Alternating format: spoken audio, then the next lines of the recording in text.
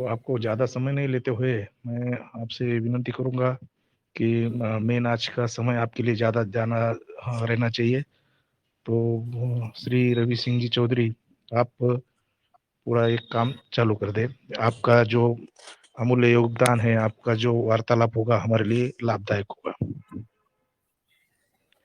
बहुत बहुत धन्यवाद रवि शर्मा जी और विलास सानेर जी को भी, क्योंकि उन्होंने मतलब मुझसे संपर्क किया क्लब हाउस में। वो मुझे वृक्ष आयुर्वेद पर अपना वक्तव्य देते हुए सुन रहे थे।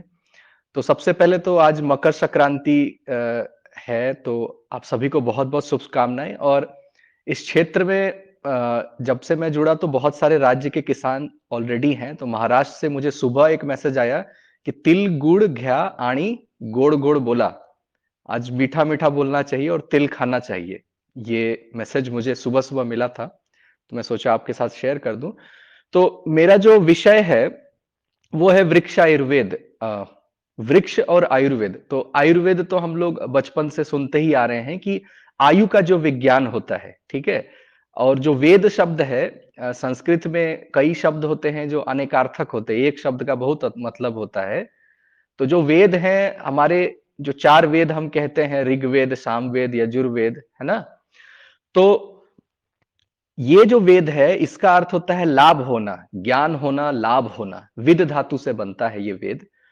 और आयु का विज्ञान मतलब सिर्फ बीमारियों को दूर नहीं करना। जब हम मनुष्य पे बात करते हैं कि किसी व्यक्ति का आयु जब बढ़ाना हो, उसे 100 वर्ष की आयु तक जीवित रखना हो, तो वैसी विद्या को हम कहते हैं आयुर्विद्या, ठीक है, आयुर्वेद। तो इसके आगे लग गया है वृक्ष। अब कई शब्द हम लोग फिर से पौधे में भी प्रयोग करते हैं कि वनस्पति, वृक्ष, द्रुम, लता, गुल्म, ये बहुत सारे शब्दों का प्रयोग हुआ है हमारे पौधों के लिए। तो वृक्ष शब्द जनरली ट्री के लिए, जो पेड़ होते हैं, सब्जियां नहीं, जो पेड़ होते हैं जनरली, जो ऑर्चर्ड हम बोले, फलों के पेड़ हो गए, अनार के पेड़ हो गए, है ना। तो वो जो विषय है कि उसकी आयु विद्या, कि उसमें कोई बीमारी लगे तो उसको हम ठीक करें, उसका फल बड़ा हो जाए, उसका फल सुगंधित हो जाए, उसका फल स्वादिष्ट हो जाए। सिर्फ पौधे की वृद्धि ना हो, सिर्फ सिम्टम को हम रिड्यूस ना करें। जो एलोपैथी में और आयुर्वेद में जो हम देखते हैं कि आयुर्वेद कहते हैं कि जीवन की विद्या है, ये सिर्फ आपको एक बीमारी के लिए नहीं है। और उसमें कई चीजों को भी ध्यान देना पड़ता है कि आपको समय पर उठना है, योग करना है, दवाइयां सिर्फ आधार नहीं है। तो नेचुरल फार्मिंग और ऑर्गेनिक फार्मिंग में भी यही सबसे बड़ी समस्या आई शुरुआत में, जब भी ये आया धरातल पे, कि अच्छा यूरिया के बदले क्या हम डाल रहे हैं, अच्छा डीएपी के बदले हम क्या डाल रहे हैं, अच्छा एनपीके के लिए हम क्या बना सकते हैं। और हम फेल होना शुरू हो गए। ये जो पहला 5 साल 10 साल बीता, उसमें फेल होने लगे और हमें लगा कि अरे ये विधि सही नहीं है, वो भी विधि सही नहीं है। तो हम पैरासीटामोल की तरह सोचने लगे कि अच्छा बीमारी हुई है तो पैरासीटामोल खा लेंगे तो ठीक हो जाएंगे। आयुर्वेद में हमने क्या कहा, परहेज है, ऋतुचर्या है, दिनचर्या है, जीवन जीने की एक कला है, वो सिर्फ बीमारी के लिए नहीं है। तो उसी तरह हमारा नेचुरल फार्मिंग में भी सब कुछ देखना पड़ता है। मिट्टी को सुधारना पड़ता है, ना कि पौधे को। मल्चिंग के बिना आप जीवामृत का अगर प्रयोग कर रहे हैं तो दिक्कत है। पीएच वैल्यू बहुत खराब है मिट्टी की, ठीक है। हम कहते हैं जो सॉइल टेस्ट का जो पहला आधार है वो हो जाता है पीएच। अब पीएच है 4.5, 5.5, 5, तो जीवामृत का असर नहीं दिखेगा आपको, ठीक है। पीएच जब तक 6, 6.5, 7 के करीब नहीं होती है, जीवाणु जीवित ही नहीं रहते हैं। तो कई गलतियां हुई हमसे। फिर जीवामृत को किसी ने बनाया तो ढक्कन को बंद कर दिया। फिर बोला कि डंडे घुमाने का क्या फायदा है, हम क्यों 7 दिन का वेट कर रहे हैं। मतलब पूरे तरीके से जब ने हम सिस्टम को, हम कहते हैं व्यवस्था को जब नहीं अपनाते, हम बोलते हैं ये विधि सही काम नहीं कर रही है। गोबर लाया, वो डेयरी वाली गाय की गोबर हम लाए, कोई ना वो दूध वाली सिर्फ गाय है, वो चरती नहीं है, वो हरा चारा नहीं खाती है, और हम बोल रहे हैं नहीं गोबर वो काम नहीं कर रहा है, जीवामृत काम नहीं कर रहा है। तो आपको एक व्यवस्था देखनी पड़ती है कि सिर्फ हमें गुड़, गोबर, गौमूत्र, बेसन और बरगद की पेड़ के नीचे की मिट्टी नहीं देखनी है, वो कहां कहां से आ रहा है वो भी देखना है हमें।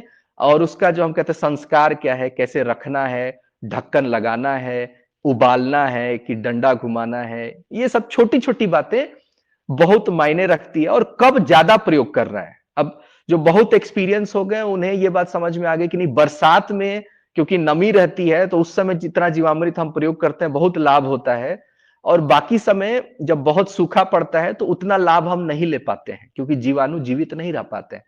तो उस हिसाब से अंडरस्टैंडिंग होने की भी बहुत जरूरत रही। और मल्चिंग जो हम बोल रहे हैं आच्छादन के बिना लोगों ने प्रयोग किया। शुरुआत में पूरे 5 एकड़ में जैसे सिर्फ टमाटर लगी हुई और उसमें हम प्राकृतिक कृषि के रूप में आए तो फिर फेल हो गए। तो हर पहलू को हमें देखना है, ये प्राकृतिक कृषि हमें सिखाती है।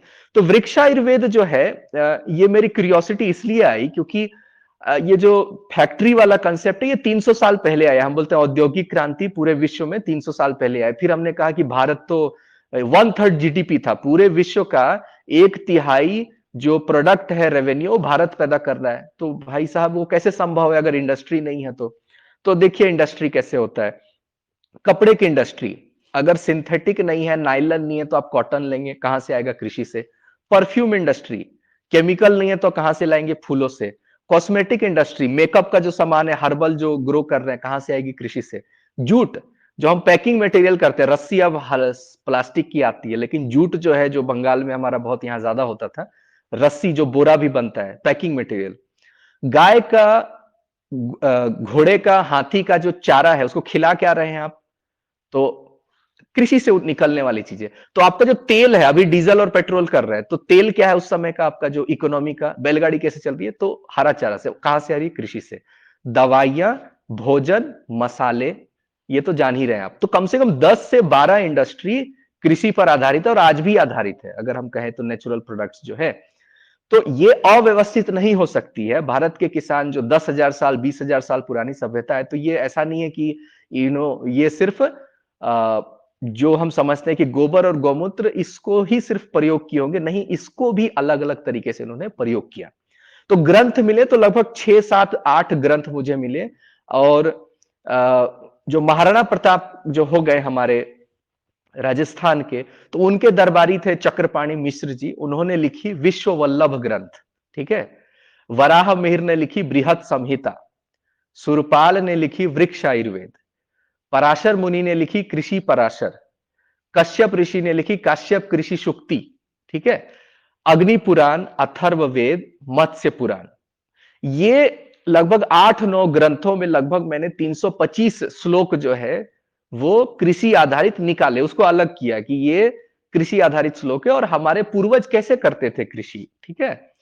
तो यहां पर झारखंड से मैं हूं, बिहार हमारे बगल में है, तो वहां पर एक बार मैंने देखा कि गोईठा जो गोबर के कंडे हैं उसके ऊपर थोड़ा सा घी डाला और उस धुएं को वो खेत में दिखा रहे हैं। तो घी का प्रयोग ऑलरेडी है। जो राख बन रही है, जो छाई हम कहते हैं, जो लकड़ी को इन्होंने जलाया, जो इन्होंने गोबर को या जो चूल्हा जला, जो धान को सिझाते हैं हम लोग बोलते हैं पकाने के लिए, उस राख को इन्होंने खेत में डाला। रस्सी खींच रहे हैं, क्यारी बना रहे हैं, मेड़ बनाने के लिए उस राख को डाल रहे हैं, तो हमें पता चला अच्छा उसमें पोटास होता है।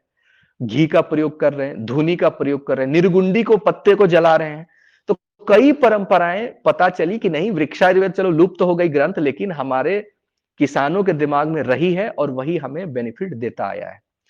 तो जैसे आयुर्वेद में हम कहते हैं वात, पित्त और कफ, त्रिदोष पे पूरी बात होती है। वात हो गया है, पित्त बढ़ गया है, कफ बढ़ गया, या कॉम्बिनेशन में वात और पित्त बढ़ा हुआ है, कफ और वात बढ़ा हुआ है, ऐसे भी हम बात करते हैं।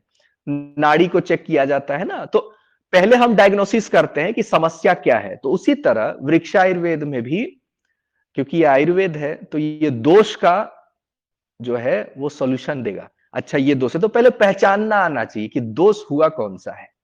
तो हम पत्ते पीले होने का बोलते हैं, अच्छा पत्ता पीला हो गया, लेकिन हम सभी को पता है कि वो नाइट्रोजन डिफिशियंसी से हो रहा है, कि जड़ सूख रहा है, कि ज्यादा हमने पानी सिंचाई कर दी है, या मौसम सही नहीं है, या पौधे में फंगस लग गया। कई रीजन हो सकते हैं कि पत्ता जो है आपका पीला हो जा रहा है और झड़ जा रहा है। लेकिन अगर समस्या को अगर हम नहीं समझ रहे हैं तो हम उसका डायग्नोसिस करने जाएंगे, उसका सॉल्व करने जाएंगे तो फंस सकते हैं, या खर्चा मेरा बढ़ सकता है। तो जैसा विलास साने जी ने बताया कि मेरी पुस्तक में मैंने खर्चे का बहुत सारा बात किया है। अब वृक्षायुर्वेद ग्रंथ में मैं सारी विधियां आपको बता सकता हूं कि ये विधि है तो इसके लिए ये करो, लेकिन शायद आज के समय में महंगी हो जाए वो, क्योंकि जो हेल्थ होता है, जो स्वास्थ्य होता है आदमी का, आप ही जानते हैं कि कितना महंगा होता है। तो आयुर्वेद की भी दवाइयां महंगी होती जा रही है। तो जैसे एक वाई विडंग चूर्ण का बहुत प्रयोग होता है वृक्ष आयुर्वेद में, वाई विडंग या बिदंगा, बिदंग नाम से बहुत फेमस है। ये कौन सी दवाई है? बच्चों के पेट में कीड़े हो जाते हैं तो इसको वाई विडंग दिया जाता है बच्चों को, ठीक है, बच्चों को ये दिया जाता है वाई विडंग चूर्ण करके। अब ये पूरे पौधे रोपाई के समय में, जो हम कहते हैं पौधे को जब रोप रहे हैं या जो हम बीजामृत बनाते हैं, बीज शोधन करते हैं, तो हम अपना बीजामृत बनाते हैं। पालेकर जी ने जो दिया है, बहुत अच्छी विधि बताई है। तो वृक्ष आयुर्वेद में वाय विडंग का बहुत प्रयोग है। अब वाय विडंग, क्योंकि देखिए पेट में कीड़े खत्म करने के लिए बनाई गई है, और पेट में कीड़ा मतलब बैक्टीरिया, फंगस या वायरस, ये तीन चीज, या कृमि जो हम कहते हैं, कीड़े, जोक होना, अर्थवर्म जैसा जो पेट में भी कीड़ा होता है। तो समस्या भी अगर पौधे में देखें तो हम क्या देखते हैं, ये तीन बहुत बड़ा है, बैक्टीरिया, फंगस और वायरस, कीड़ों का होना, और बड़े कीड़ों का होना जो पत्ते खा जा रहे हैं, नेमाटोड का होना, इस तरह की समस्या। और बाकी समस्या होती है कमजोरी का होना, कि न्यूट्रिएंट नहीं मिला, उसको पोषण नहीं मिला। इसी दो समस्या पे हम ज्यादा बात करते हैं, और बाकी मौसम पे, बारिश पे, अचानक के बारिश पे, सही मिट्टी पे नहीं होना, इस पे हम बात करते हैं। ये सारी समस्या है। तो वाई विडंग उस जो मूलभूत समस्या है कि एंटी माइक्रोबियल, उसको, उसके लिए एक बहुत अच्छा सॉल्यूशन है। अब वाई बिडंग मैं खरीदने जाऊं तो उसका क्या प्राइस पड़ेगा, कितनी मात्रा में मैं प्रयोग करूं, मेरा 1 एकड़ का खेत है तो मैं कर पाऊंगा क्या, 10 एकड़ का खेत है तो कर पाऊंगा क्या, ये चीजें होने लग जाती है। और यही चीजें हमें ज्यादा ध्यान देने की बात है कि मेरा खेत का हिस्सा कैसा है, मैं जो रिसोर्स ला रहा हूं कितने रुपए का है, कितनी मुश्किल से मुझे वो मिल रहा है। बहुत समस्या है। जब जीवामृत में भी आप देखोगे, जिन्होंने ऑटोमेटिक फिल्टर मशीन नहीं लगाई है, जो ऑटोमेशन उन्होंने नहीं किया है, वो 3 4 5 एकड़ के बाद उनका लेबर कॉस्ट बढ़ने लग जाता है। ठीक है, तो विधि बहुत अच्छी होती है, वैज्ञानिक विधि बहुत आधार है, लेकिन हम एग्री बिजनेस करते हैं तो दोनों को देखना बहुत जरूरी है। तो आज मैं पंचगव्य पे भी बताऊंगा कि उसकी कॉस्टिंग क्या हो जाती है और उसमें हम क्या बदलाव दे कि उसकी कॉस्टिंग घट जाती है। तो आपको बताया, जैसे मैंने 325 श्लोक हैं, संस्कृत में श्लोक हैं, मतलब 650 लाइन है। दो दो लाइन की अगर हम एक श्लोक में बात करें, कुछ श्लोक 4 लाइन 5 लाइन की है। और हमारी सारी विद्याएं अध्यात्म से ही प्रारंभ होती है। ये हमें भारत का ज्ञान विज्ञान हमें यही बताता है कि धर्म, अर्थ, काम, इस तीनों की पूर्ति ही करती है हमारी जितनी भी भौतिक विद्या है। इसकी संतुष्टि के बाद ही आप मोक्ष के लिए अग्रसर होते हैं। सीधा आप जाओगे तो परेशानी भी हो सकती है। यही हमारा भौतिक विद्या जितनी भी है वो कहती है कि धर्म, अर्थ और काम को पहले किया जाता है। तो वृक्षायुर्वेद को जो भी अपनाता है, उसको शुरुआत में ये बात बताई जाती है कि मिट्टी के नीचे का जीवन जो है, वो मिट्टी के नीचे के ऊपर का जीवन निर्धारित करता है। तो अब देखिए, हम लोग के साइंटिस्ट कहते हैं कि माइक्रोबियल एग्रीकल्चर करनी चाहिए, जीवाणु आधारित कृषि। एनपीके वाली थोड़ी पीछे छूट रही है, या ऑर्गेनिक कार्बन वाली। अब हम कह रहे हैं नहीं, ट्राइकोडर्मा, स्यूडोमोनास का नाम ले रहे हैं, माइकोराजा का नाम ले रहे हैं, नहीं, और भी बेनिफिशियल बैक्टीरिया होनी चाहिए, वेस्ट डिकम्पोजर होना चाहिए, गौ कृपा अमृतम होनी चाहिए। ये सब बैक्टीरिया कल्चर, ये ना ईएम का नाम लेते हैं, संपूर्णा खाद का नाम लेते हैं जो पूसा देती है। तो हम जीवाणु पर फाइनली आ गए हैं। तो वृक्षायुर्वेद भी यही कहता है कि मिट्टी के नीचे का जो जीवाणु है, जीवन है, वही हमारा आधार है मिट्टी के ऊपर के जीवन का। तो एक किसान जब हल चलाता है तो वो एक छोटा सा पाप करता है कि वो उन जीवाणु को मार रहा है, उन जीवों को मारता है। लेकिन क्योंकि वो दूसरे का पेट भर रहा है, तो उस पे इस पाप का कर्माशय नहीं बनता, उसका पाप चढ़ता नहीं है, क्योंकि वो दूसरे का भोजन, दूसरे का पेट भर रहा है। ये परोपकार है, ये मेहनत करके मिट्टी को उपजाऊ बना के करना, तो उस पर उसको वो पाप नहीं लगता है, वो जीव हत्या की। ये वृक्षायुर्वेद कहता है। ठीक है, धर्म, अर्थ और काम, इच्छा की पूर्ति होती है। क्योंकि जब आप गार्डन्स बनाते हैं, पहले के जो राजा महाराजा थे वो बोलते थे प्लेजर गार्डन्स बनवाते थे, ऑर्चर्ड, कि हमें वाटिका बनाना है। जैसे आप लंका में सुनते हैं कि अशोक वाटिका है, या केकई को सुनेंगे कि इनकी एक, इनको बहुत पसंद था इनको वाटिका होना। तो काम की पूर्ति करता है, इच्छा। एक बहुत सुंदर वाटिका का होना आपको बहुत संतुष्टि देता है। आप पौधे को जब देखते हैं बढ़ता हुआ, तो आप बच्चे की तरह पालते हैं, तो एक संतुष्टि आपको दे रहा है, आपकी एक इच्छा पूर्ति हो रही है। तो हम कहते हैं काम यहां पूरा हुआ। अर्थ, क्योंकि आप इसको बेचते हैं, आपका व्यापार हो रहा है, अर्थ की सिद्धि हो रही है, और धर्म क्योंकि आप दूसरे का पेट भर रहे हैं। तो ये तीनों जो कर रहा है वो मोक्ष की ओर अग्रसर होता ही है। ये वृक्षायुर्वेद में कहा जा रहा है, और वृक्षायुर्वेद ग्रंथ में प्रायोरिटी ज्यादा दी गई है कि किसानों का जो है वो आप सोने से भी खरीदना पड़ सकता है, भोजन के साथ ऐसा है। आज हम बता रहे हैं कोल्ड स्टोरेज जो है और एफसीआई है, फूड कॉर्पोरेशन ऑफ इंडिया है। प्राचीन काल में होता था कि जब भी अकाल पड़ रहा है या बड़ी मुश्किल से खेती हो रही है, तो गोल्ड सोने का प्रयोग होता था कि नहीं हमें अनाज दो, सोने के बदले दिया जाता था। ठीक है, मतलब इतना महत्व हुआ करता था। और अध्यात्म में भी कहता है कि शरीर हमारा 5 लेयर में बना है। तो एक है अन्नमय कोश, जो हम खाते हैं वही बन जाते हैं। उसके बाद प्राणमय कोश और मनोमय कोश और आनंदमय कोश, जो भी हम बात कर रहे हैं, लेकिन पहला शरीर हमारा है अन्नमय कोश। जो भी हम खाएंगे वही हम बन जाएंगे। तो कृषि में अगर बहुत सारा हिंसा हुई है और न्यूट्रिएंट्स का हमने ध्यान नहीं दिया है, तो हमारी जो पूरी पीढ़ी है वो भी वैसे ही एग्रेसिव बनते जाती है। ठीक है, और जो सात्विकता है वो घटती जाती है। तो वृक्षायुर्वेद में ये एक आप समझ लो एक टेम्पलेट आपको मैंने दे दिया। और वात पित्त कफ अगर मैं सीधे तौर पर आपको बताना चाहूं, आप नोट डाउन भी कर सकते हैं। अगर मैं ग्रंथ पे बात करूं कि वात किसको कहते हैं। ठीक है, पत्ते और तने में गांठे हो जाना, गांठ हो जाना, फलों में कठोरता हो जाना, फल जो है वो सॉफ्ट नहीं रहा, टाइट हुआ, रसीला कम हो जाना, उसमें रस जो है वो घट गया, मिठास में कमी हो जाना, मीठापन नहीं रहा, फल जो है खाने में मजा नहीं आ रहा है। ये जो जन्य रोग है ये वात जन्य रोग है, पूरी कैटेगरी वात है। ठीक है, पत्तियों में गांठ होना, तने में गांठ होना, फलों में कठोरता होना, रस की कमी होना, मिठास की कमी होना, ये पूरा जो है ये वात रोग है।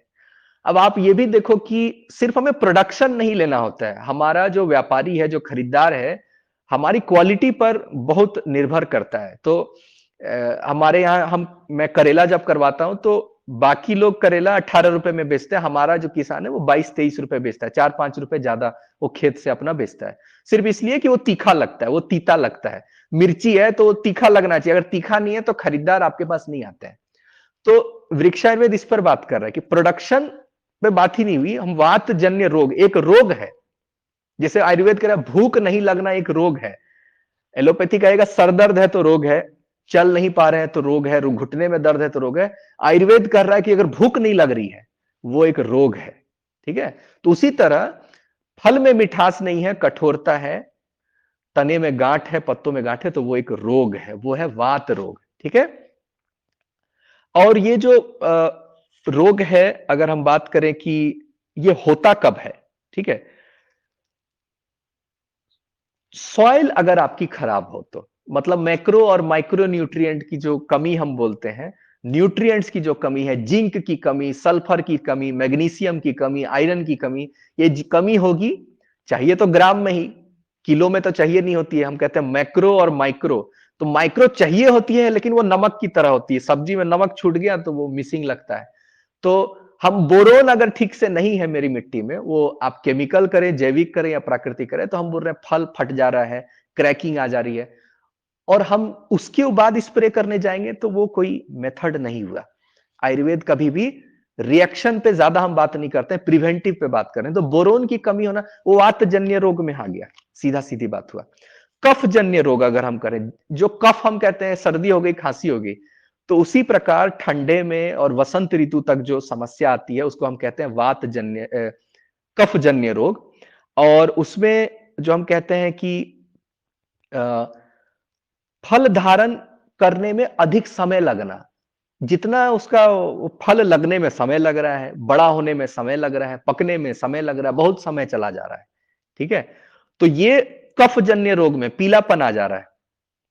ठीक है, पत्तियों का मुड़ जाना, पत्तियां जो हम कहते हैं लीफ कर्ल बोल देते हैं, मिर्ची में बोलते हैं, चिली में लीफ कर्ल, अलग रीजन है कि व्हाइट फ्लाई से आए, किसी भी कारण से आए, रोग का जो कैटेगरी है उसको हम कहेंगे कि कफ जन्य रोग है।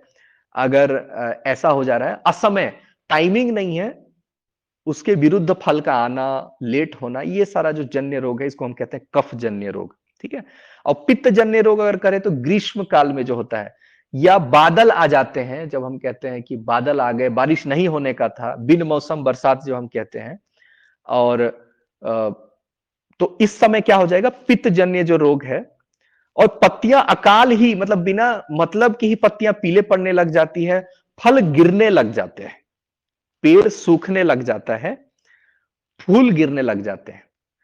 तो तीनों में डिफरेंस देखिए, एक में था हमने बोला मीठा नहीं लग रहा है, तो वो हो गया वात। फिर हमने कहा कि पकने में समय लग रहा है, असमय हो रहा है, तो वो हो जा रहा है कफ।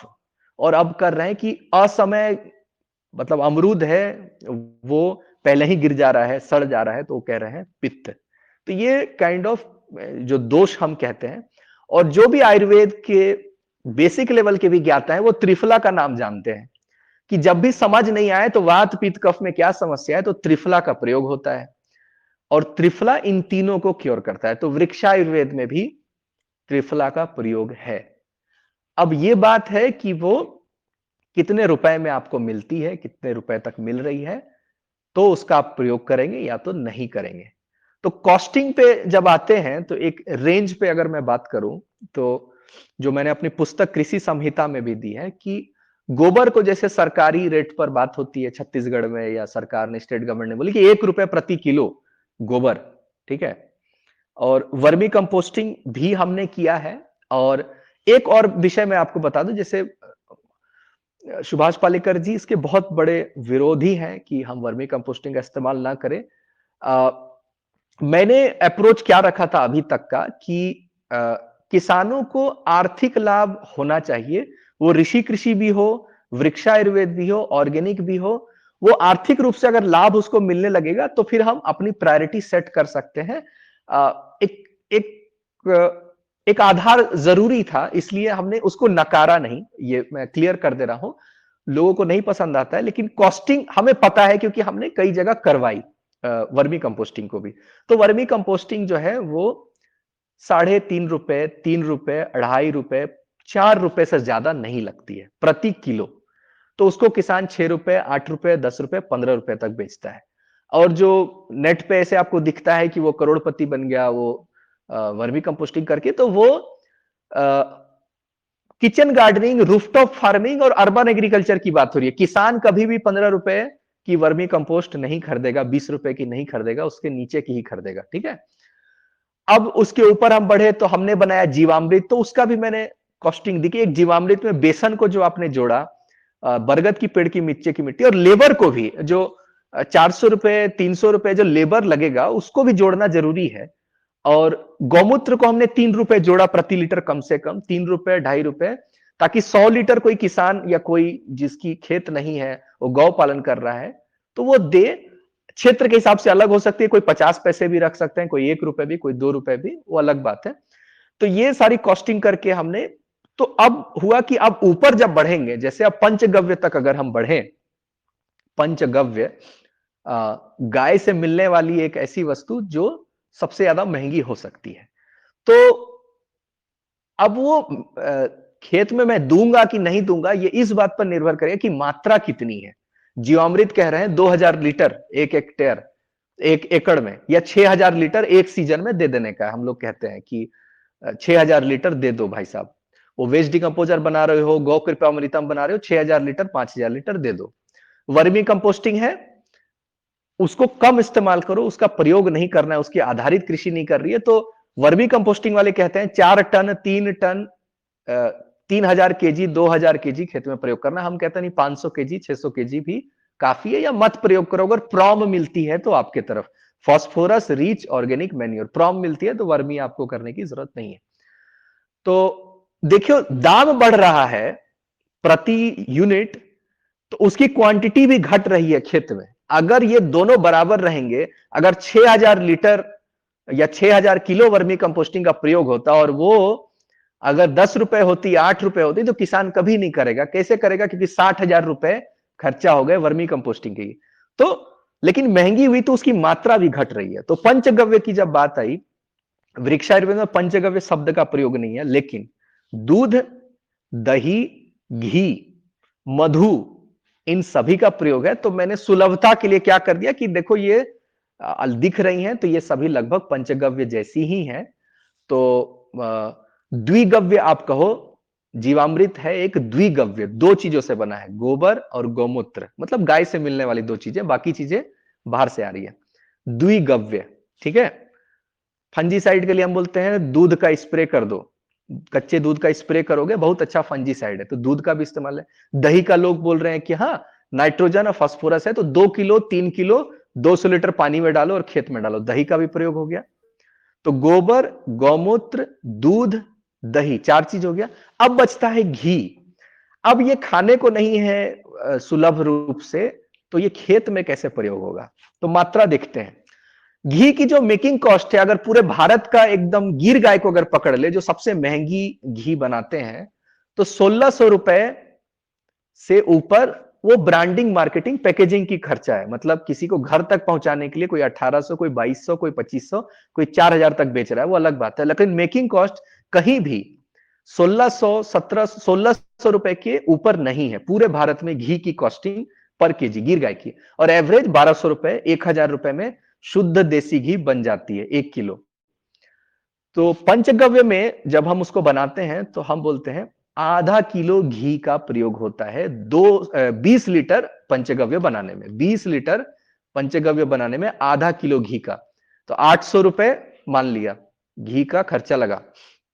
ठीक है। गोबर का जो हमने जोड़ा कि हाँ 1 रुपए किलो, गौमूत्र का 3 रुपए लीटर, दही का जो भी हिसाब से 100 रुपए लगाओ या जैसा भी है, दूध का लगा दो 60 रुपए लीटर, आप लगा दो कि देसी दूध A2 मिल्क है ना, तो उसका आप दाम लगा दो 60 रुपए 50 रुपए, कुछ भी आप लगाओ, तो 20 लीटर बनने में 3000 रुपए से ज्यादा नहीं लगता है। उसका जो फॉर्मूला है उसमें नारियल पानी भी है, उसमें केला भी है, अलग अलग तरह का प्रयोग है, क्योंकि वृक्ष आयुर्वेद मधु का प्रयोग बोलता है और मधु महंगी हो गई, तो हमें मॉडिफिकेशन यही करना है कि अब मधु, जो देसी मधु है, वो सस्ती आने वाली नहीं है। घी चलो हम किसान हैं तो हम बना सकते हैं, मधु एक रेयर चीज है, और असली है कि नकली है वो भी समझना पड़ेगा। तो मधु को अगर आप हटाना चाहते हैं तो हम बोलते हैं केले का प्रयोग, नारियल पानी का प्रयोग और गुड़ का प्रयोग, 250 ग्राम गुड़ का प्रयोग। ये सब कुछ करके 3000 रुपए लगते हैं 20 लीटर बनाने में, तो प्रति लीटर हो गए 150 रुपए, प्रति लीटर हो गए 150 रुपए। अब एक बात यह है कि हम जब बायो एनपीके लेने जाते हैं, हम कहते हैं कि बायो एनपीके लेना है, तो आप देखिएगा जो कॉस्टिंग है लिक्विड मैन्योर की, वो 300 रुपए प्रति लीटर से लेके 2000 प्रति लीटर तक मिलती है, कि ये नैनो यूरिया, नैनो फर्टिलाइजर है, इसमें बैक्टीरिया से लेके और न्यूट्रिएंट भी है, ठीक है, ड्रिप इरिगेशन या किसी भी तरह आप डाइल्यूट करके पानी मिला के आप दो, उसकी कॉस्टिंग आप देखो, पंचगव्य की कॉस्टिंग आ गई 150 रुपए प्रति लीटर। ठीक है। और 1 लीटर पंचगव्य को 33 लीटर पानी में मिलाया जाता है, ये बाकी में नहीं होता है। जीवामृत में हम कहते हैं 10 गुना पानी मिलाओ, है ना। तो एक और बेनिफिट है कि एक तो महंगा है, पंचगव्य महंगा है, अगर घी मिल जा रही है तो ही बनाना चाहिए, घी नहीं मिल पा रही है अगल बगल तो कठिन होता है, और 19 दिन लगता है बनने में, ये सब भी बात है जो मैंने अपनी पुस्तक में बात की है। तो पंचगव्य से कॉस्टिंग का एक आपको आइडिया दे दिया कि एक एक्सट्रीम एंड, एक अंतिम एंड क्या है, ये जो लिक्विड फर्टिलाइजर हम बना रहे हैं, उसकी कॉस्टिंग कैसे आ रही है, और घी का हमें प्रयोग करना चाहिए कि नहीं करना चाहिए। तो जब 150 रुपए प्रति लीटर आ गई तो दिमाग को लगता है कि किया जा सकता है, घी नाम से डरना नहीं है मतलब। और हम पंचगव्य कब करते हैं, जैसे मैं यहाँ स्ट्रॉबेरी करवाता हूँ, धनबाद हमारा यहाँ क्षेत्र है, तो स्ट्रॉबेरी में क्या करता हूँ, फूल के पहले, फूल आने के पहले, और फल जब थोड़ा बड़ा हो जाए उसके बाद 2 बार हम करते हैं। तो जीवामृत हम कह रहे हैं कि 6000 लीटर 2000 लीटर, लेकिन पंचगव्य हम कह रहे हैं नहीं, 120 लीटर 1 एकड़ में दे देना है, 250 लीटर 1 एकड़ में दे देना है। तो 20 लीटर पंचगव्य से, क्योंकि 33 गुना पानी मिलाते हैं, 30 गुना पानी मिलाते हैं, तो 600 लीटर पंचगव्य बनता है। वही 3000 रुपए का पंचगव्य 600 लीटर बन जाता है। हम कहते हैं 3% सॉल्यूशन बना रहे हैं, उसको डाइल्यूट जो कर रहे हैं 3% मिक्सचर। ठीक है। तो 600 लीटर जो है 1 एकड़ के लिए हम कह रहे हैं 5 बार हम स्प्रे कर पा रहे हैं, क्योंकि एक बार में 120 लीटर मेरा स्प्रे जा रहा है, एक स्प्रे 120 लीटर है, तो 5 बार में 600 लीटर मेरा जा रहा है। तो मैं सीजन में उतना इस्तेमाल भी नहीं कर रहा हूं, तो नारियल नारियल बोल रहा हूं, अनार, जिसको वृक्षायुर्वेद में बार बार बात की गई है। अनार जो एक फल है वो एक द्रुम है। द्रुम मतलब क्या होता है? जिसकी फूल आती है और फल आती है। और वनस्पति उसको कहते हैं जिसमें फूल नहीं आती है, सिर्फ फल आता है। जैसे ताड़ का पेड़, ठीक है, उसमें फूल नहीं आती, फल आता है। तो वनस्पति की अलग विधि होती है और द्रुम की अलग विधि होती है। तो द्रुम में हमें फूल को भी संभालना पड़ता है कि फूल ना झड़ जाए, फूल ज्यादा आना चाहिए, है ना। मेल फीमेल फ्लावर की बात होने लगती है कई पौधों में, तो फूल ध्यान देने लायक बात हो जाती है। तो पंचगव्य जो है वहां पर बहुत कारगर है। फलों की खेती में आप आंख मूंद के पंचगव्य प्रयोग करें, वो बेनिफिशियल है। और या अपने कॉस्टिंग के हिसाब से आप ऑलरेडी क्या मेन्योर यूज कर रहे हैं, उसका दाम क्या पड़ रहा है, और ये अगर अपनाते हैं तो उसका दाम क्या पड़ रहा है, और बेनिफिट उतना मिल रहा है कि नहीं, ये एनालिसिस करना बहुत जरूरी होता है। अब वृक्षायुर्वेद में जो सबसे फेमस जो जल है, सबसे फेमस प्रचलित, वो है कुणप जल। कुणप जल, इंग्लिश में लोग कुनाप जल इस तरह का शब्द का प्रयोग करते हैं। कुणप, कुणप मतलब इसे दुर्गंध आती है। तो जीवामृत भी मैं आपको बता दूं कि एक कुणप जल है। ठीक है, कैसे है मैं बताता हूं। सबने सजीव जल, अमृत पानी, बहुत सारा नाम सुना है। किसी में सिर्फ गोबर गौमूत्र गुड़ है, देखिएगा वो 3 से 4 दिन में बन जाता है। हमने बेसन डाला, वो लगेगा 7 दिन। हमने उसने खरपतवार डाल दिया, लगेगा 20 दिन। ठीक है, सस्य गव्य बनाते हैं कुछ लोग दही डाल दिए। कुछ लोग बोले कि हम माइक्रो न्यूट्रिएंट के लिए कॉपर तार डालेंगे, पत्थर डालेंगे, है ना। दिन बढ़ते जाता है, 20 दिन लगता है, 25 दिन लगता है, पंचगव्य को बनने में 19 दिन लगता है। तो जितनी चीजें आप मिलाते जाते हैं, उतना फर्मेंटेशन, जो हम सड़न प्रक्रिया, उतनी लेट होगी। जल्दी आप प्रयोग कर देंगे तो वो काम का नहीं होगा। आप जीवामृत 2 दिन में अगर बनाना चाहते हैं तो संभव नहीं। हाँ, 3-4 दिन में बन जाती है। कुछ लोग एयर पंप का इस्तेमाल करते हैं।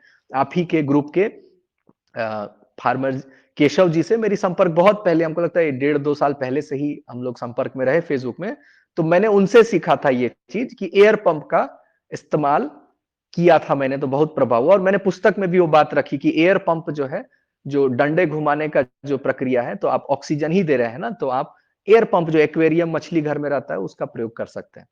तो कुणप जल, अमृत जल एक लेवल 1 कुणप जल है। लेवल 1 कुणप जल, जो उसमें कुछ एक्स्ट्रा मटेरियल नहीं है।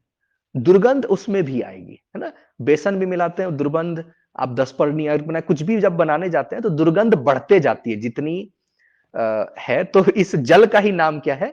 कुणप जल है। अब इसमें 2 लोग बट जाते हैं आपस में। क्या होता है कि मांसाहारी शाकाहारी, वैष्णव है, हम मांस मदिरा इससे दूर रहते हैं, हम जीव हत्या से दूर रहेंगे और हम नहीं करेंगे, ये एक चीज है। और एक आयुर्वेद के पक्ष से जो बात होती है, आयुर्वेद में 3 चीजों से दवाई बनती है। वो व्यक्ति का ही भी अगर मैं बात करूं, जो हमारा आयुर्वेद होता है, 3 चीजों से बनती है। हर्ब्स से, वनस्पति औषधियां जो हैं, जो मिलती हैं जंगलों में, 700 प्रकार की से भी कई ज्यादा हैं, जो हम कहते हैं, जो अगर हम चरक संहिता या सुश्रुत संहिता की बात करें। फिर 40 से ज्यादा मिनरल्स रिसोर्स, मिट्टी से प्राप्त होने वाली चीजें, और 40 से फिर ज्यादा पशुओं से प्राप्त होने वाली चीजें। ये 3 सोर्स जो है आयुर्वेद में प्रयोग होता है। तो हड्डी का जैसे प्रयोग है, हड्डी चूर्ण का, तो हम कहते हैं बोन मिल। ऑर्गेनिक फार्मिंग में बोन मिल का प्रयोग होता है। प्राकृतिक कृषि वाले बोलेंगे नहीं, ये जीव हत्या है, हम इसका प्रमोट नहीं करेंगे। मैं ग्रंथ के हिसाब से बस आपको बता रहा हूं, विचारधारा के आधार पर नहीं। ग्रंथ में लिखा हुआ है कुणप जल में अवशेषों का भी प्रयोग है। ठीक है, अब हम समाधि खाद का प्रयोग करते हैं। ठीक है, उसी प्रकार जंगल को आप देखेंगे, आजकल पर्माकल्चर की बहुत बात होती है, जंगल की बहुत बात होती है कि जंगल को आप देखो, तो जंगल में क्या हो रहा है, उसका मल मूत्र गिरता है, आच्छादन खुद से हो जाता है, पत्तियां, और पशु मरते हैं। ठीक है, पशु मरते हैं और वो भी सड़ते हैं, डिकम्पोज होते हैं, उनमें भी हड्डियां हैं, कैल्शियम है, ब्लड है। ब्लड में क्या होता है? हेमोग्लोबिन। हम कहते हैं आयरन की कमी हो गई है, जनरली वो हेमोग्लोबिन की कमी है। तो ब्लड क्या होता है कि पाचन, जो पूरा पशु या हम खाते हैं, उस खाना का पूरा पोषण पच जाता है, वो ब्लड में होता है। ठीक है, तो कृषि में भी हम ये बात करते हैं कि पचा हुआ खाद हम देते हैं, इसलिए वो जीवामृत बनाए या गोबर को पुराना गोबर की खाद दें। अधपचा अधपका चीज आप डालोगे तो मिट्टी में ही वो अपना काम करने लग जाता है, वो पौधे के लिए ध्यान नहीं देगा।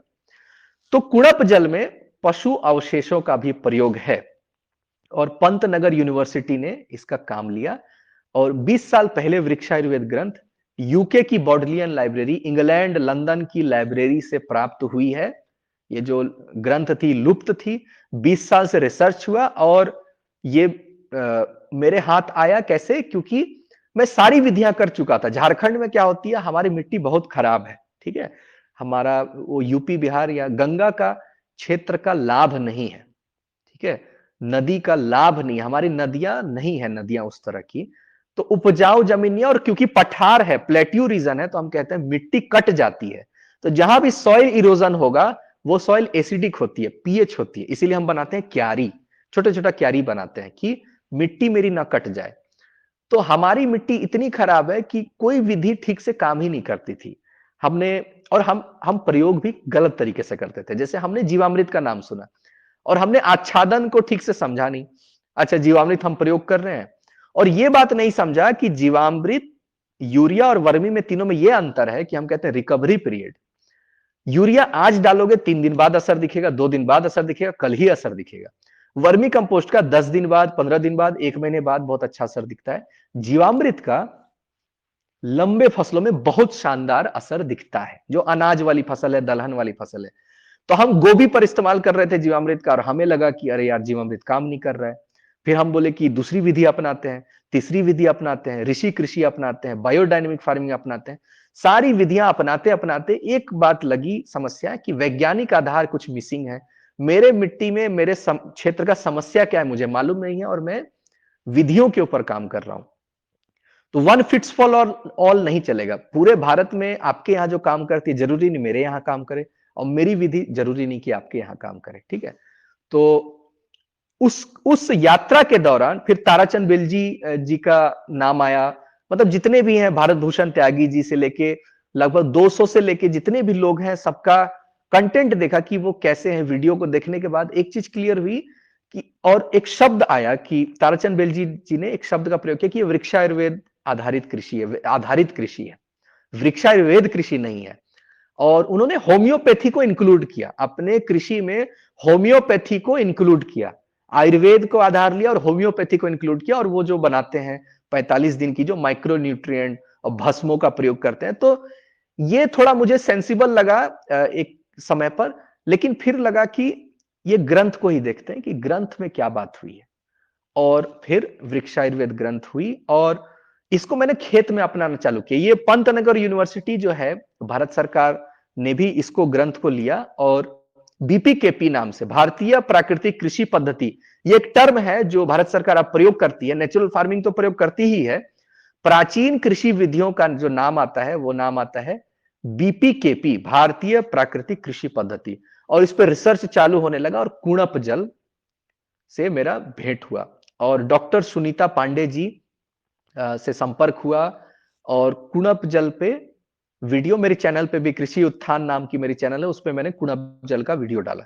तो सबसे सुलभ उन्होंने मांस को हटाकर एक कुणप जल बनाया जो ज्यादातर फार्मर तुरंत अपना सकते हैं। उसको हमने कहा हर्बल कुणप जल, हर्बल, ठीक है, इसमें कोई मांस का प्रयोग नहीं है, इसका एक्सेप्टेंस ज्यादा है, ठीक है। क्योंकि जो मांसाहारी भी है, मतलब मान लीजिए वैष्णव नहीं है, वो मांसों से उनको समस्या नहीं है। समस्या ये है कि मांस मिलेगा कैसे, आप जानवर को मार के फिर कैसे लाओगे। मृत्यु हो जा रही है अलग बात है, आपने प्रयोग कर लिया या जो भी है, लेकिन आप जीव हत्या करने नहीं चल जाओगे कि कुणप जल हमको बनाना है। तो हर्बल कुणप जल में क्या बताया गया कि गोबर, गौमूत्र ये तो है, ठीक है, और मात्रा अगर ये मैं फोटो शायद टेलीग्राम ग्रुप में मैं आपको डाल दूंगा।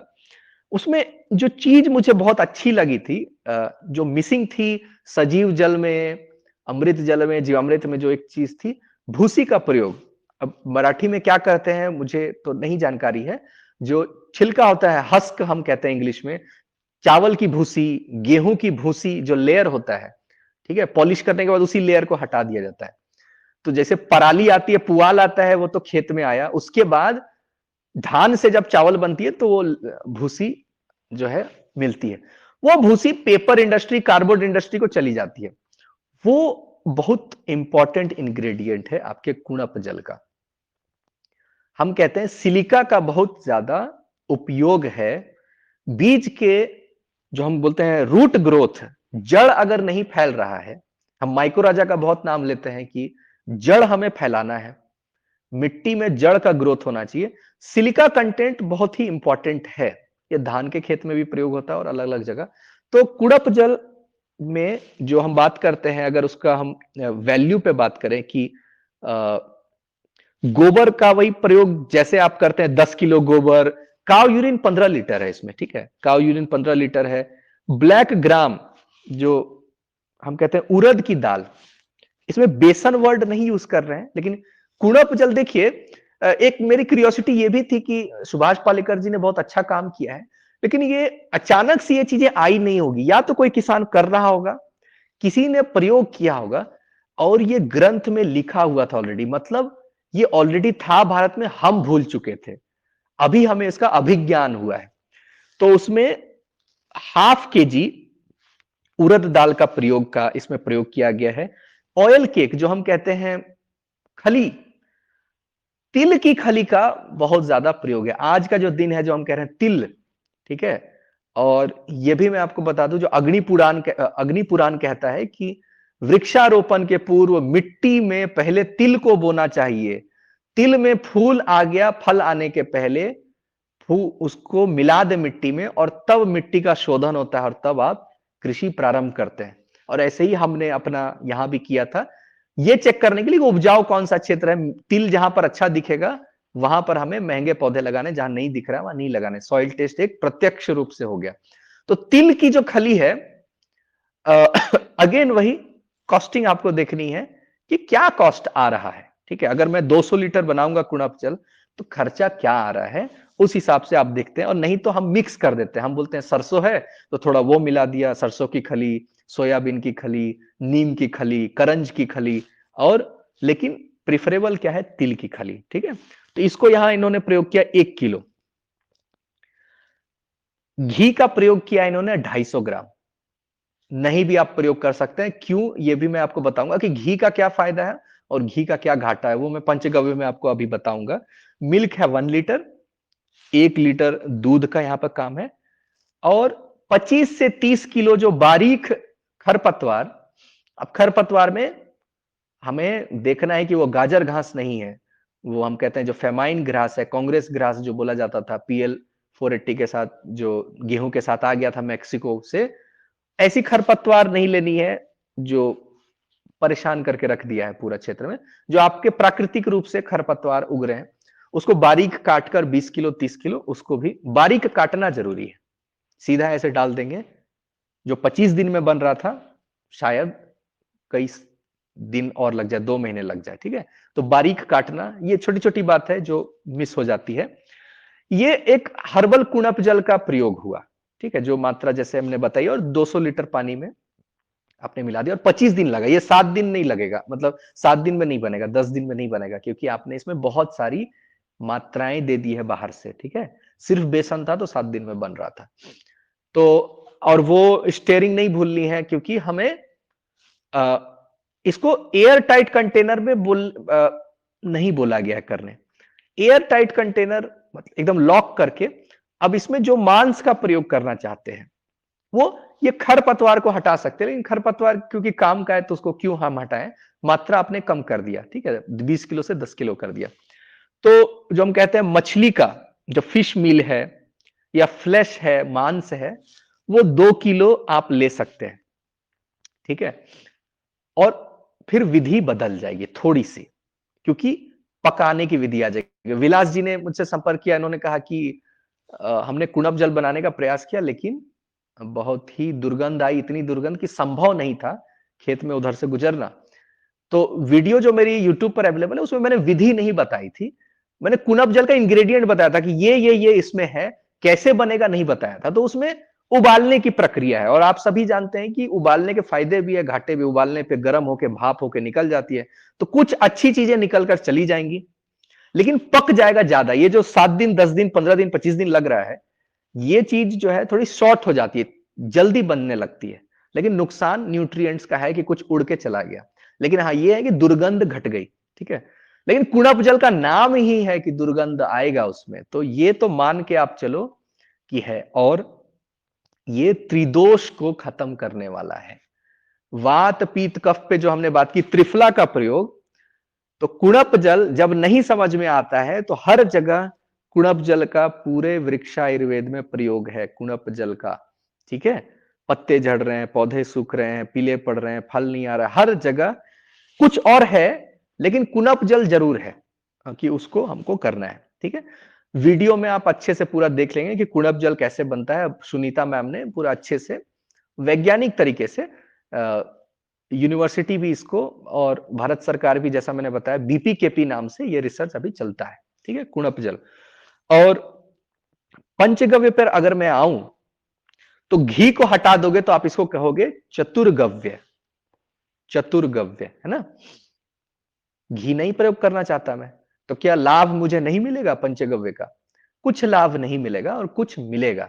घाटा यह है कि क्योंकि घी एक एंटीऑक्सीडेंट है, हम कहते हैं घी खराब नहीं होता है, तो जिस भी खाद में घी का प्रयोग होगा उस खाद की जीवन बढ़ जाती है। जीवामृत को हम कहते हैं 10 दिन में प्रयोग कर लो, 4 महीने रखने का कोई मतलब नहीं है, 3 महीने रखने का प्रयोग नहीं है। वो फिर घन जीवामृत में बात होती है कि सूखा सूखा हम रख सकते हैं, कभी भी गीला जो है नहीं रख सकते हैं। वो उस रूप में नहीं रहेगी जिसमें हम चाहते हैं। खाद के रूप में थोड़ा सहयोग करेगा, क्योंकि जीवाणु भी मर के एनपीके ही देते हैं, लेकिन जीवित नहीं रहेंगे वो तो। और जीवित रखना चाहते हैं तो स्टेयरिंग आप करते रहिए, लेकिन फिर भी 10-15 दिन हम कहते हैं कि प्रयोग कर लीजिए। पंचगव्य में घी रखने से हम कहते हैं कि 6 महीना आप प्रयोग कर लेते हैं पंचगव्य का, घी को हटाते ही वो आ जाता है 10 से 15 दिन। मतलब चतुर्गव्य आप बनाओ इस्तेमाल करो, बनाओ इस्तेमाल करो। चतुर्गव्य मतलब वही बात, गोबर, गौमूत्र, दूध, दही, और जो साथ में रहता है गुड़, केला और नारियल पानी, ठीक है। ये चतुर्गव्य हुआ। तो अबाली स्टेट है, यहां नॉर्थ ईस्ट में क्या है कि चाय के बागान है। तो मैंने ये भी देखा कि व्यवहारिक रूप से वृक्ष आयुर्वेद को कोई प्रयोग कर रहा है क्या, मतलब ग्रंथों की बात नहीं होनी चाहिए, क्योंकि हम व्यापार कर रहे हैं, तो जमीन पर कोई प्रयोग कर रहा है क्या। तो चाय बागान जो है नॉर्थ ईस्ट के, उनके यहां मैंने प्रयोग को देखा। अलग बात है एक्सेप्टेंस नहीं आती। एक वैज्ञानिक जो आज से 20 साल पहले 10 साल पहले उसको आप बोलते कि गौमूत्र से ये लाभ है, तो वो हंसता था कि ये कैसी प्रिमिटिव व्यवस्था है, ये तो मॉडर्न नहीं हुआ, आप तो पीछे जा रहे हैं एग्रीकल्चर में, आपको बेनिफिट नहीं है। हम विधि जो भी अपनाए, मुनाफा अगर हो रहा है तो हमारे लिए वो मॉडर्न है, वो हमारे लिए सही है, हमें लाभ होना चाहिए, वो आज की विधि हो या पहले की विधि हो। और उसमें सात्विकता और अच्छी भावना ये है कि हम शुद्ध शुद्ध भोजन खिला रहे, वो तो अलग बात है कि तभी हमें उस जीव हत्या का पाप नहीं लग रहा है, क्योंकि हम परोपकार कर रहे हैं।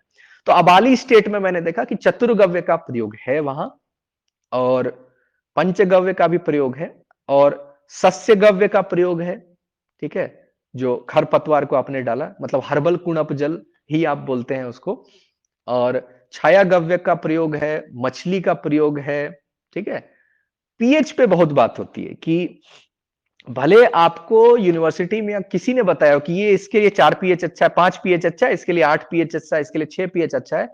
प्रकृति में एक चीज ये देखा गया है कि 7 के आसपास रहने से समस्या नहीं है पौधे को, वो सबसे बेस्ट पीएच में से है। न्यूट्रल पीएच जो है, न्यूट्रल पीएच तो जनरली मिल नहीं पाता है, क्योंकि ऑर्गेनिक कार्बन उतनी रहती नहीं है मिट्टी में। कम से कम 0.75 मिल जाए, 0.6 मिल जाए तो बड़ा मजा आता है, और 0.5 के नीचे ऑर्गेनिक कार्बन हमें पसंद नहीं आती है।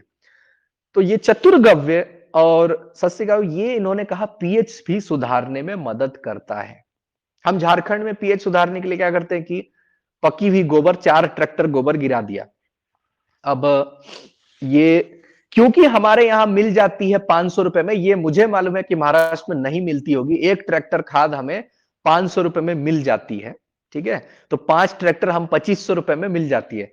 यही अगर 1000 रुपए ट्रैक्टर हुई तो 5 ट्रैक्टर का 5000 हो जाएगा, और 2000, और लोडिंग अनलोडिंग जो लेबर लगा गोबर को चढ़ाने में और गोबर को उतारने में वो फिर अलग खर्चा है। तो ये भी देखना पड़ता है कि गोबर और मिल रही है कि नहीं देसी गाय की गोबर। तो पीएच के लिए तो सीधे-सीधे तौर पर जो हम कहते हैं कि बायोमास होना चाहिए, वो मल्चिंग से मिले, वो गोबर से मिले, पकी हुई गोबर से मिले, ये व्यवस्था होती है। तो अबाली टी एस्टेट जो है, वो ऑर्गेनिक चाय अगर आप देखोगे, अबाली टी एस्टेट लिखा होता है उसमें, तो वो वृक्षायुर्वेद खेती करते हैं। अलग बात है कि जिन्होंने प्रारंभ किया था, 3-4 महारथियों ने इसको प्रारंभ किया था और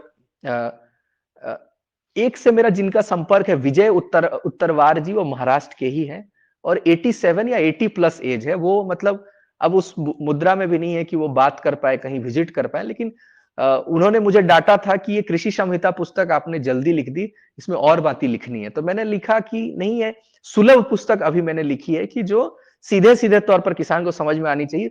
वृक्षायुर्वेद के 8 श्लोक पे ही बस अभी बात की थी मैंने। हैं श्लोक 325। ऐसे भी श्लोक हैं कि फल अगर 2 महीने आती है तो हम 5 महीने कैसे कर सकते हैं। इस पर मैंने अभी प्रैक्टिकल नहीं किया, इसीलिए मैं अभी बताता नहीं हूं, क्योंकि आंख से देखूंगा उसके बाद मैं बताऊंगा कि ये काम कर रहा है कि नहीं कर रहा है। जैसे अगर मैं बात करूं कि वाय बिडंग का मैंने दीमक पर देखा था प्रयोग, कि जो हम कहते हैं व्हाइट एंट, इंग्लिश में सफेद चींटी कहते हैं, तो 60 ग्राम वाय बिडंग, 250 ग्राम ग्वार पाठा जो हम कह रहे हैं एलोवेरा को, ठीक है, और 240 ग्राम मस्टर्ड केक, तिल सरसों की जो खली है, इसको मिलाना है, कूट के मिलाना है और टैबलेट बना दो, 3 से 4 टैबलेट बना दो और पौधे के पास, पेड़ के पास इसको रख दो। 6 महीने तक, 1 साल तक उस एरिया में व्हाइट एंट रहते हैं, लेकिन दीमक रहते हैं, लेकिन उतना असर नहीं करते हैं। ये एक देखा मैंने की, लेकिन बात वही है, वाई बिडंग कितने रुपए में मिलता है आपके पास, ठीक है। अगर 60 ग्राम का प्रयोग है, सस्ता है 60 ग्राम, मतलब क्वांटिटी कम है, तो महंगा होने पे भी प्रति किलो अगर आप समझ लो महंगा है, तो 100 ग्राम से भी कम की बात हो रही है ना। तो 100 ग्राम से भी कम की बात हो रही है, तो शायद वो खर्चा कम पड़े। तो ये जैसे विधियां हैं कृषि मतलब वृक्षायुर्वेद में, तो मुझे एक पसंद आई। और चतुर्गव्य का जैसे मैंने बताया, घी आप हटा दो तो भी आप प्रयोग में ले सकते हो, और वो जो 800 रुपए है वो बच गए। आप देखो, जो हमने आधा किलो घी का जोड़ा था पंचगव्य में, तो 3000 रुपए की जो चीज है वो 2200 रुपए पर आ गई और 20 लीटर बना, मतलब 110 रुपए पे आ गया, जो 150 रुपए लीटर बन रहा था। 40 रुपए सिर्फ घी का दाम था मेरे पंचगव्य में, तो घी हटाने पर 110। अब 110 रुपए की खाद बहुत सस्ती हो गई प्रति लीटर, ठीक है, लेकिन इसे रखना नहीं है, ये रखेंगे खराब हो जाएगा। और घी के जो फायदे हैं वो आपको नहीं मिलेंगे। हम कहते हैं एंटीऑक्सीडेंट, स्निग्ध होता है घी, और ऑयली होता है, इमल्सिफायर। हम केमिकल फार्मिंग जो करते हैं उनको मालूम है कि उसमें शैम्पू मिला देते हैं, या जैविक वाले भी जो लोग शुरू शुरू में किए हैं और करते भी हैं कि हम पाउच मिला दो। आपने दशपर्णी अर्क बनाई है, आपने निमास्त्र बनाया, वो चिपकेगा कैसे, वो पत्ते के ऊपर रहना चाहिए थोड़ा देर। तो रीठा एक रूप में बोला जाता है, जो रीठा अरीठा जो बाल के शैम्पू में भी डाला जाता है। रीठा नहीं मिलता था तो लोग शैम्पू डालते थे, 1 लीटर 1 पाउच डाल दिया थोड़ा सा, तो थोड़ा प्रभाव ज्यादा दिखता था। तो उसी प्रकार घी ऑलरेडी एक इमल्सिफायर है। पंचगव्य जब भी खेत में स्प्रे होता है तो वो एक लेयर बना देता है, पत्ते के ऊपर रह गया, फल के ऊपर रह गया, तो वो रक्षा कवच के रूप में काम कर रहा है। तो growth promoter, growth hormone, bio fertiliser, bio pesticide, ये 3-4 चीजें एक ही में मुझे दिख रही है। और ऐसा खाद किसान को ज्यादा पसंद आता है जो एक स्प्रे किया और 3-4 चीज हमें पसंद आ गई, क्योंकि स्प्रे का भी कॉस्ट होता है, ये भी हमें जोड़ना है। हमारे यहाँ तो जैसे हम लेबर को देखते हैं कि हमें एक लेबर को हम सैलरी बेसिस पर रख दिए, 2 लेबर को रख दिए, और उससे हम कितना पर वीक काम करा रहे हैं, वो कर पा रहा है कि नहीं मेरी अनुपस्थिति में, मुझे खड़ा होकर काम कराना पड़ रहा है, तो बड़ी समस्या है। मतलब तो स्प्रे का भी एक कॉस्ट है, उसका प्रतिदिन वो कितने दूर तक स्प्रे कर रहा है। इसलिए हम 4 चीजें अगर करें, 5 चीजें करें, तो भी एक कॉस्ट बढ़ता है, ठीक है।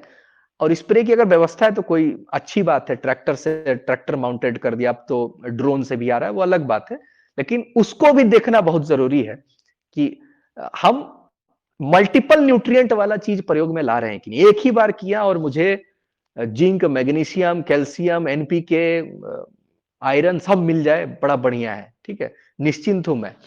तो ये एक बेनिफिट इसमें रहा है। तो जो वृक्ष आयुर्वेद का आधार है, उस पे मैंने जैसे बात की, वात पित्त कफ त्रिदोष को क्योर करना। कुणप जल एक बहुत अच्छा एक आधार है लिक्विड फर्टिलाइजर का, जैसे जीवामृत है, और पंचगव्य पे बात की। और धीरे-धीरे आगे की सेशन जब भी आएगी मैं फिर बात करूंगा, लेकिन मैं बचूंगा वो मेथड बताने से जो मैंने देखा नहीं है, क्योंकि मेथड जैसा मैंने कहा, बिजली गिर जाए उसकी भी दी हुई है, पौधे पर वज्रपात हो जाए, इंद्र भगवान ने वज्र गिर गया, उस पेड़ को हम कैसे बचा सकते हैं, उसकी विधि भी दी हुई है। मतलब 8 चीजों का मिक्सचर है, उसमें कमल का भी प्रयोग है, कुमुदनी जो हम कहते हैं, लोटस, उसका भी प्रयोग है, नाग जिह्वा, ऐसे ऐसे औषधियों का प्रयोग है, तिल का प्रयोग है, दलहन का प्रयोग है, बहुत सारी चीजों का प्रयोग है। तो वो मेथड भी है, लेकिन क्या हम उस पौधे को बचाने के लिए उतना जो एफर्ट लगा रहे हैं, क्या हमें रिटर्न देगा उतना, तो वो हमें देखना जरूरी है। तो 325 श्लोक हैं और इस पर मेरा काम अभी जारी ही है, और मेरा जो एक्सपीरियंस है वो 5 ही वर्ष का है। तो कृषि में आपका ज्यादा अनुभव है, मेरा अनुभव जो भी रहा है, मैं किसानों से ही देख के उसको ही डॉक्यूमेंट किया हूं, बस ग्रंथों के आधार पर और वैज्ञानिक आधार उसका क्या है, मैं उसकी खोज में मैं रहता हूं कि ये क्यों काम कर रहा है और ये क्यों नहीं काम कर रहा है। और मैनेजमेंट भी मुझे उतनी नहीं आती जितनी आपको आती है, कि लेबर को कब लगाना है और मैनेजमेंट कैसे करना है। तो उस क्षेत्र में मैं विद्वान नहीं हूं, लेकिन ग्रंथ के हिसाब से जो भी विधियां दी हुई हैं उसमें मैं लगा हूं, तो शायद 5-6 वर्ष में मैं थोड़ा और सीख जाऊं, तो और भी विधियां आपको मैं मतलब समकालीन रूप से मैं बता पाऊं। तो आज के सेशन में मेरी तरफ से मुझे तो लगता है कि मैंने अपना विषय रख दिया है। अब आप सभी के विचार मैं सुनना चाहूंगा। धन्यवाद।